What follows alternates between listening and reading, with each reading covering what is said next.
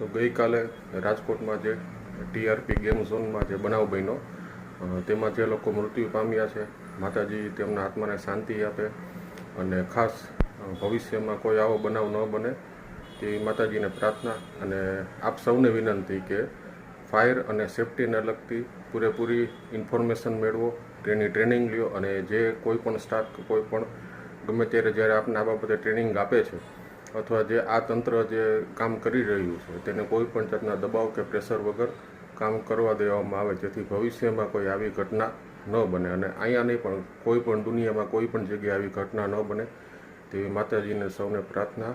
ઓમ શાંતિ.